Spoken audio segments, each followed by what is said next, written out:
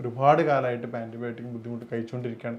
കഴിക്കണ സമയത്ത് മാത്രമേ ഉണ്ടാവാറുള്ളൂ, പിന്നീട് അത് വരാറുണ്ട്.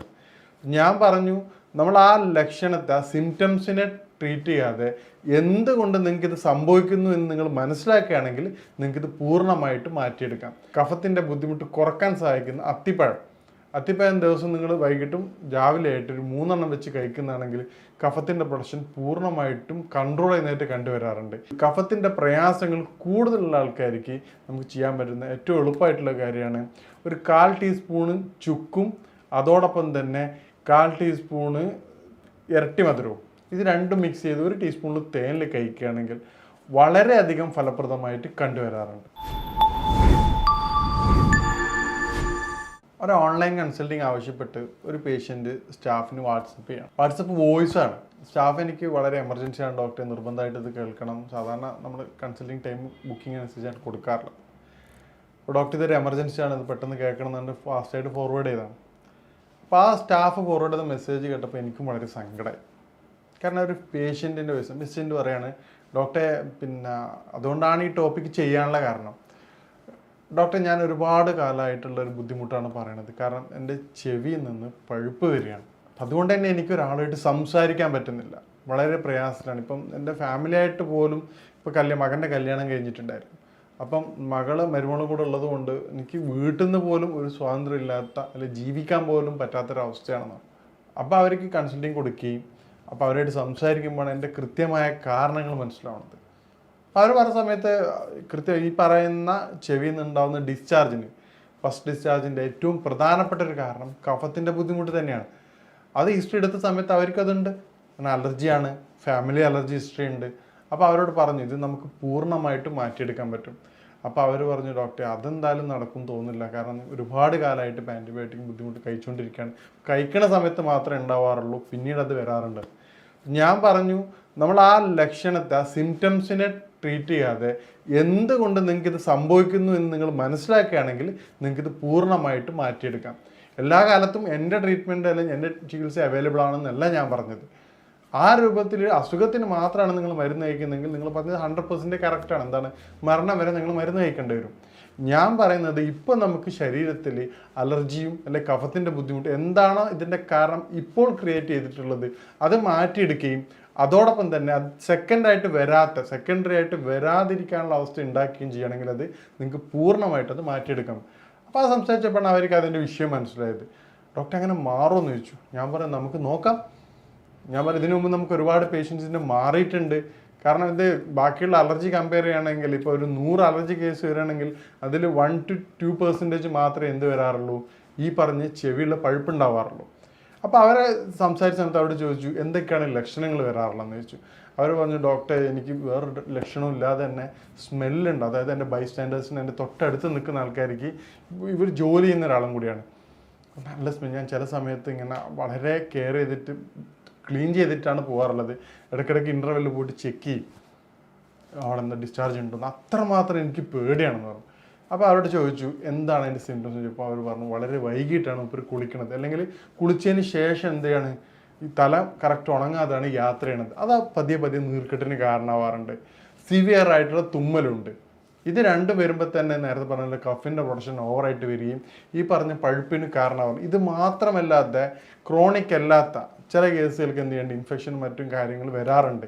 ഞാൻ സംസാരിക്കുന്നത് ക്രോണിക് ആയിട്ടുള്ള ബുദ്ധിമുട്ടിനെ കുറിച്ചാണ്. അതായത് ഒരുപാട് കാലമായിട്ടുള്ള ബുദ്ധിമുട്ടാണ്. ഈ കേസിൽ നിന്ന് ചില കേസിൽ നല്ല സൗണ്ട് ഉണ്ടാവും, വീസിങ് സൗണ്ട് ഉണ്ടാവും. ഇവർക്കൊരു സമാധാനം പോലും ഉണ്ടാവില്ല.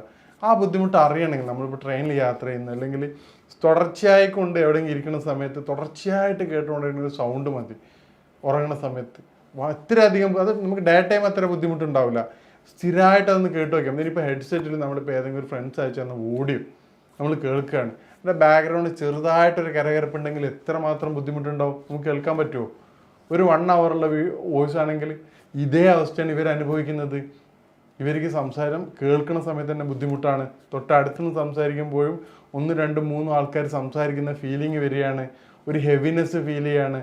അതോടൊപ്പം തന്നെ ഈ പറഞ്ഞ ബുദ്ധിമുട്ടുകൾ, മറ്റുള്ളവർ സ്മെല്ല് മണക്കുമോ എന്നുള്ളൊരു ഭയവും കൂടെ. അപ്പം ഇതിന് ഏറ്റവും പ്രധാനപ്പെട്ട കാര്യം നമ്മൾ ഇതിൻ്റെ കാരണമായിട്ടുള്ള വിഷയങ്ങൾ ഗൗരവമായിട്ട് എടുക്കുക എന്നുള്ളതാണ് ഏറ്റവും പ്രധാനം. കഫിൻ്റെ പ്രൊഡക്ഷൻ എന്നുള്ളതാണ്. ഈ ഒരു അസുഖം സ്റ്റാർട്ടിങ് ബാക്കിയുള്ള സിംറ്റംസ്, ഉദാഹരണത്തിന് ബാക്കിയുള്ള അസുഖങ്ങൾ വരുന്ന പോലെ തന്നെ അലർജിയുടെ ബുദ്ധിമുട്ടോ അല്ലെങ്കിൽ കഫത്തിൻ്റെ ബുദ്ധിമുട്ടോ ചെറുതായിട്ട് സ്റ്റാർട്ട് ചെയ്യുമ്പോൾ തന്നെ ചുമയോ കാര്യങ്ങളാണെങ്കിൽ പോലും പൂർണ്ണമായിട്ടും അത് മാറ്റിയെടുക്കുക എന്നുള്ളതാണ്. അത് നിങ്ങൾ ക്രോണിക് ആവാൻ വേണ്ടി വെയിറ്റ് ചെയ്യുകയാണെങ്കിൽ അല്ലെങ്കിൽ അത് കെയർലെസ് ആയിട്ട് ഒഴിവാക്കുകയാണെങ്കിൽ ഇതിൻ്റെ സിവിയാരിറ്റിയും ഇതിൻ്റെ ബുദ്ധിമുട്ടും കൂടി വരും. അതാണ് പറഞ്ഞത്, അതിൻ്റെ ഏറ്റവും പ്രധാനമായിട്ട് ഫസ്റ്റ് സിംറ്റം വരുമ്പോൾ തന്നെ ട്രീറ്റ് ചെയ്ത് കഴിഞ്ഞാൽ ഈ ഒരു കോംപ്ലിക്കേഷനിൽ അത് പോവാതെ നമുക്ക് ട്രീറ്റ് ചെയ്യാൻ പറ്റും. പിന്നെ ലൈഫ് സ്റ്റൈൽ കംപ്ലീറ്റ് ചേഞ്ച് ചെയ്യണം. ഉദാഹരണത്തിന് നേരത്തെ പറഞ്ഞാൽ കുളിക്കുകയാണെങ്കിൽ ഒരു 11 മിനിറ്റ് മുമ്പായിട്ട് കുളിക്കുക. അതുപോലെ കൃത്യമായിട്ട് തല പൂർണ്ണമായിട്ട് തോത്തി എന്നുള്ള ഉറപ്പ് വരുത്തേണ്ടതാണ്. അതുപോലെ വൈകുന്നേരങ്ങളിൽ എണ്ണ ഉപയോഗിച്ചുള്ള കുളി പൂർണ്ണമായിട്ട് ഒഴിവാക്കുക. ജോലിയൊക്കെ കഴിഞ്ഞിട്ടാണെങ്കിൽ ശരീരം മേല് മാത്രം കഴുകുന്ന രൂപത്തിലേക്ക് മാറുക. അതോടൊപ്പം തന്നെ രാത്രി ഉറങ്ങുന്ന രീതി, ഫാൻ്റെ നേരെ ചോട്ടിലേക്ക് കിടക്കുന്നതാണെങ്കിൽ തല ഫാൻ്റെ ചോട്ടിൽ നിന്ന് മാറ്റിയിട്ട് ഓപ്പോസിറ്റ് ഡയറക്ഷനിൽ കിടക്കുക. അതുപോലെ AC-യുടെ വിൻഡോയുടെ നേരെ താഴെയാണ് കിടക്കണമെങ്കിൽ അതും പോസിറ്റീവ് മാറ്റുക. ഈ 2 കാര്യങ്ങൾ ചെയ്യുന്നതോടെ നമുക്ക് കഫിൻ്റെ പ്രൊഡക്ഷൻ രാവിലെ വരെയുള്ള ബുദ്ധിമുട്ട് കുറയ്ക്കും. അതോടൊപ്പം തന്നെ പ്രധാനപ്പെട്ടതാണ് ഭക്ഷണ രീതി. ഭക്ഷണ രീതി നമ്മളിതിൻ്റെ അവസാനം വരുന്നുണ്ട്. ഭക്ഷണത്തിൽ ഏറ്റവും പ്രധാനപ്പെട്ടത് ശരീരത്തിൽ കഫം കൂടാൻ സഹായിച്ചിട്ടുള്ള ഏറ്റവും പാലുൽപ്പന്നങ്ങളും. ഇപ്പോൾ പ്രായമുള്ള ആൾക്കാരാണ്, കുട്ടികളാണ് ഏറ്റവും കൂടുതൽ ഇത് കണ്ടുവരുന്നത് കഫത്തിൻ്റെ. എന്തുകൊണ്ടാണ്? അവർ കൃത്യമായ രൂപത്തിൽ നമ്മൾ പാല് കൂടുതലായിട്ട് ഉപയോഗിക്കുന്നുണ്ട്. പാലുൽപ്പന്നങ്ങളും കഫത്തിൻ്റെ ഏറ്റവും പ്രധാനപ്പെട്ട വില്ലനാണ്. നിങ്ങൾ വൈകുന്നേരം 4 മണിക്ക് ശേഷം യാതൊരുവിധ കാരണവശാലും കഫത്തിൻ്റെ ബുദ്ധിമുട്ടുള്ള ആൾക്കാരാണെങ്കിൽ അത് മാറണ വരെ പാല് പൂർണ്ണമായിട്ടും ഒഴിവാക്കേണ്ടതാണ്. ഇനിയിപ്പോൾ ഒഴിവാക്കാൻ പറ്റിയിട്ടില്ലെങ്കിൽ 4 മണിയുടെ മുമ്പായിട്ട് നിർബന്ധമായിട്ടും ഉപയോഗിക്കേണ്ടതാണ്. അതോടൊപ്പം തന്നെയാണ് അരിഭക്ഷണം കഫം വർദ്ധിക്കുന്നതിന് വളരെയധികം സഹായിക്കുന്നതാണ്. നമ്മൾ രാത്രിത്തെ ഭക്ഷണ രീതി ചെറുതായിട്ടൊന്ന് ചേഞ്ച് ചെയ്ത് നോക്കിയേ നല്ല മാറ്റം നമുക്ക് കണ്ടുവരാറുണ്ട്. ചപ്പാത്തിയോ അതിന് പകരം ഹാർഡായിട്ടുള്ള കഞ്ഞി കാര്യങ്ങളും നിർബന്ധമായിട്ടും ഒഴിവാക്കേണ്ടതാണ്. ഭക്ഷണത്തോടൊപ്പം തന്നെ നമ്മൾ കുരുമുളക് പറ്റാവുന്ന രൂപത്തിലുള്ള കുട്ടികളല്ലാത്ത ആൾക്കാരാണെങ്കിൽ കുരുമുളക് ഉപയോഗിക്കുന്നതാണെങ്കിൽ നല്ല ചേഞ്ചസ് ഇത് കണ്ടുവരാറുണ്ട്. അതോടൊപ്പം തന്നെ കഫത്തിൻ്റെ ബുദ്ധിമുട്ട് കുറക്കാൻ സഹായിക്കുന്ന അത്തിപ്പഴം ദിവസം നിങ്ങൾ വൈകിട്ടും രാവിലെ ആയിട്ട് ഒരു 3 എണ്ണം വെച്ച് കഴിക്കുന്നതാണെങ്കിൽ കഫത്തിൻ്റെ പ്രൊഡക്ഷൻ പൂർണ്ണമായിട്ടും കൺട്രോൾ ചെയ്യുന്നതായിട്ട് കണ്ടുവരാറുണ്ട്. ഈ രൂപത്തിൽ നിങ്ങൾ കഫിൻ്റെ പ്രൊഡക്ഷൻ കൺട്രോൾ ചെയ്യുന്നതാണെങ്കിൽ ഇത് നമുക്ക് നല്ല രൂപത്തിൽ മാറ്റിയെടുക്കാവുന്നതാണ്. നേരത്തെ പറഞ്ഞ പേഷ്യൻസ് 2 മാസം കഴിയുമ്പോൾ തന്നെ വളരെ ഹാപ്പി ആയിട്ടാണ് പറഞ്ഞത്. അത് നേരിട്ട് വന്നു. അത് ഓൺലൈനായിട്ടായിരുന്നു കൺസൾട്ടിങ് എടുത്തിരുന്നത്. പിന്നെ നേരിട്ട് വന്നിട്ട് ഡോക്ടർ നേരിട്ട് വരാനുള്ള കാരണം ഞാൻ അനുഭവിക്കുന്ന ഇത്രയും മാരകമായൊരു ബുദ്ധിമുട്ട് അത് മാറ്റി തന്നല്ല. കാരണം എനിക്ക് ആരോടും പറയാൻ പറ്റാത്ത, എൻ്റെ ഹസ്ബൻഡിനോട് പോലും പറയാൻ പറ്റാത്ത, എൻ്റെ കോവർക്കേഴ്സിനിടയിൽ അത്ര കാലം ഞാൻ ഇങ്ങനെ പ്രഷറായിട്ട് നിന്ന കാര്യം മാറ്റി ഇപ്പം എനിക്ക് സമാധാനത്തോടെ ജീവിക്കാൻ പറ്റും. അതുകൊണ്ടാണ് ഡോക്ടർ നേരിട്ട് കാണാൻ വരുന്നത്. അപ്പോൾ അതിന് ശേഷം ഒരു 3 മന്ത്സും കൂടി എടുത്തു. അപ്പോൾ ടോട്ടൽ 6 മന്ത്സ് കൂടി തന്നെ അവരുടെ ട്രീറ്റ്മെൻറ്റ് എന്ത് ചെയ്തിട്ടുണ്ട്, കംപ്ലീറ്റ് മാറിയിട്ടുണ്ട്. പിന്നീട് ഞാൻ അവരോട് പറഞ്ഞിട്ടുണ്ട് ഇപ്പോൾ ജസ്റ്റ് ഒരു ലോക്കൽ ആപ്ലിക്കേഷൻ ആയിട്ടുള്ള ഒരു ഓയിൽ മാത്രമേ ഉപയോഗിക്കുന്നുള്ളൂ. കാരണം എന്താണ്, നീർക്കെട്ട് വരാതിരിക്കാനത്. അവരത് കുറച്ചും കൂടി കോംപ്ലിക്കേറ്റിലേക്ക് പോവുമായിരുന്നു. ഡോക്ടർ ഇയർ ലോസിങ് പറഞ്ഞിരുന്നു. അപ്പോൾ അവിടെ നിന്നാണ് ചേഞ്ചസ് ഒക്കെ വന്നിട്ടുള്ളത്. ഒരു 1 സൈഡ് ലെഫ്റ്റ് സൈഡ് പൂർണ്ണമായിട്ടും ഇയർ ലോസിങ് ഇങ്ങനെ 20% മാത്രമേ അവൈലബിൾ ഉണ്ടായിരുന്നുള്ളൂ. അവിടെയാണ് അപ്പോൾ അവർ പറഞ്ഞു ഡോക്ടർ ട്രീറ്റ്മെൻറ്റ് എടുത്ത പ്രശ്നമാണെന്ന് വെച്ചാൽ. അപ്പം എന്തായാലും ലോസ് പറഞ്ഞിട്ടല്ലോ, പിന്നെ നിങ്ങൾക്ക് എന്താ ഓപ്ഷനാണുള്ളത്. അപ്പോൾ അവർ ആ സൈഡിൽ കൂടി തന്നെ കേൾക്കുകയും ആ സൈഡിൽ കൂടി തന്നെ ക്ലിയർ ചെയ്യും. പതിയെ മാറ്റങ്ങൾ വരാൻ തുടങ്ങി. പേഷ്യൻറ്റിൻ്റെ കാര്യത്തിൽ ഏറ്റവും ഹാപ്പി ആയത് ഹസ്ബൻഡാണ്. കാരണം ഹസ്ബൻഡ് എന്താണ്, പണ്ട് ഹസ്ബൻഡ് വിളിച്ച സമയത്ത് ഒരു സമയത്ത് പോലും കേൾക്കാറില്ല. ചെറിയ പ്രശ്നത്തിന് പോലും പ്രശ്നങ്ങളാണ്. കാരണം എന്താണ്, ഹസ്ബൻഡ് പറയും ഇന്ന കാര്യം ചെയ്യണമെന്ന് പറയും, മൂപ്പര് ഓക്കെ എന്ന് പറയും. പക്ഷെ എന്താണ് ഹസ്ബൻഡ് പറഞ്ഞത് മൂപ്പർക്ക് വ്യക്തമായിട്ട് മനസ്സിലാവുണ്ടായിരുന്നു. തിരിച്ചു വരുമ്പോൾ ചോദിക്കും അത് ചെയ്തില്ലേ, അപ്പം നിങ്ങൾ പറഞ്ഞിട്ടില്ലല്ലോ എന്ന് ചോദിക്കും. അതുപോലെ കിച്ചണിലെ സമയത്തോ കുറച്ച് ദൂരമുള്ള സമയത്തോ വിളിച്ചു കഴിഞ്ഞാൽ പോലും കൃത്യമായിട്ടും കേൾക്കാത്തൊരവസ്ഥ ഉണ്ടായിരുന്നു അവർക്ക്. അത് ഈ പറഞ്ഞത് ക്രോണിക് ആയിട്ടുള്ള കേസിലാണ് ഞാൻ ഈ പറഞ്ഞിട്ടുള്ളത്. അപ്പം അവർ പറഞ്ഞു ഇപ്പോൾ ഹാപ്പിയാണ്. കാരണം എന്താ, ഡോക്ടർ 50% ചേഞ്ചസ് ഉണ്ട്.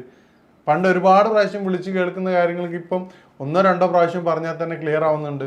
അതുപോലെ തൊട്ടടുത്തുന്ന കാര്യങ്ങൾ. അപ്പം ഞാൻ അവരോട് സംസാരിച്ച സമയത്താണ് അവരതിൻ്റെ യാഥാർത്ഥ്യം പറഞ്ഞത്. വൈഫ് പറഞ്ഞു, ഡോക്ടറെ പണ്ട് എനിക്ക് കൃത്യമായിട്ട് കേൾക്കാറുണ്ടായിരുന്നില്ല. ഞാൻ പണ്ട് ചുണ്ടിൻ്റെ ചലനങ്ങൾ അനുസരിച്ചിട്ടാണ്, ലിപ്പ് മൂവ്മെൻറ്റ് വെച്ചിട്ടായിരുന്നു ഇവരുടെ സംസാരങ്ങൾ ഏകദേശം ഞാൻ മനസ്സിലാക്കിയിരുന്നത്.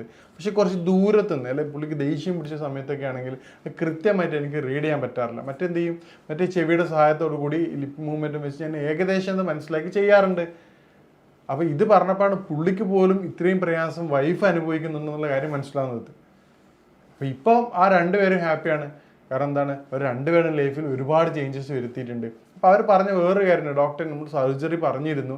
അപ്പോൾ നമ്മൾ ഫാമിലി തന്നെ സർജറി ചെയ്ത ആൾക്കാർ, ഇപ്പം ഡോക്ടർ സർജറി പറഞ്ഞിട്ട് ചെയ്ത ആൾക്കാർക്ക് പോലും മാറ്റം വന്നിട്ടില്ല, വീണ്ടും ഈ ബുദ്ധിമുട്ട് വന്നിട്ടുണ്ടെന്നാണ്. അപ്പോൾ ഞാൻ പറഞ്ഞത് ഇതിൻ്റെ സർജറി ഇതിൻ്റെ പെർമനൻറ്റ് സൊല്യൂഷൻ അല്ല. ഞാൻ നേരത്തെ പറഞ്ഞതുപോലെ എന്താണോ അതിൻ്റെ കാരണമെന്ന് നിങ്ങൾ മനസ്സിലാക്കാത്തിടത്തോളം കാലം ഈ അസുഖം പൂർണ്ണമായിട്ടും മാറില്ല. കാരണം എന്താ, എന്തുകൊണ്ടാണ് ഇത് സംഭവിച്ചത്, സർജറി ചെയ്തിട്ടും അതേ കാരണം കൊണ്ട് വീണ്ടും വരികയാണെങ്കിൽ അതേ ഇഷ്യൂ പിന്നെയും ക്രിയേറ്റ് ചെയ്യുമല്ലോ. ഉദാഹരണത്തിന് പഞ്ചർ അടച്ച് ഒരു റോട്ടിൽ കൂടെ മുള്ളു കൂടുതലും അല്ല ആണി കൂടുതലുള്ള റോട്ടിൽ വരികയാണെങ്കിൽ അവിടുന്ന് പഞ്ചറായി കഴിഞ്ഞാൽ വീണ്ടും പഞ്ചറടച്ച് അതേ റൂട്ടിൽ പോകുമ്പോൾ ഇതേ പ്രശ്നം തന്നെ സംഭവിക്കാമല്ലോ. ഒരു പ്രാവശ്യം ചെയ്ത് എന്നുള്ളത് എന്തല്ല, അത് വരാതിരിക്കാനുള്ള കാരണമല്ല, മറിച്ച് ചെയ്യേണ്ട എന്താണോ, ഒന്നില്ല റൂട്ട് ചേഞ്ച് ചെയ്യുക, അല്ലെങ്കിൽ അത്രയും കെയർ ചെയ്തുകൊണ്ട് മാത്രം പോവുക. അപ്പം ഇത്തരത്തിൽ മനസ്സിലാക്കുമ്പോഴാണ് അവർക്കും അതിൻ്റെ ഗൗരവം മനസ്സിലായത്. അപ്പം ഇത് ഈ രൂപത്തിൽ നമ്മൾ നോക്കുകയാണെങ്കിൽ നമുക്ക് വളരെ എളുപ്പം തന്നെ അത് പൂർണ്ണമായിട്ട് ഇത് മാറ്റിയെടുക്കാവുന്നതാണ്. അപ്പം ഇത് തുടർച്ചയായി കൊണ്ടുള്ള കഫത്തിൻ്റെ ബുദ്ധിമുട്ടുകൾ ശരീരത്തിൽ നിന്ന് കുറക്കുന്നതിനുള്ള ഏറ്റവും ഫലപ്രദമായിട്ടുള്ള 2 കാര്യങ്ങൾ നിർദ്ദേശിക്കാം. പ്രത്യേകം ശ്രദ്ധിക്കേണ്ട കാര്യം, ഇത് കുറച്ച് വർഷങ്ങളായിട്ടുള്ള ആൾക്കാർ നിർബന്ധമായിട്ടും ഒരു ഡോക്ടറുടെ നിർദ്ദേശപ്രകാരം മാത്രമേ ചികിത്സ തേടാൻ പാടുള്ളൂ.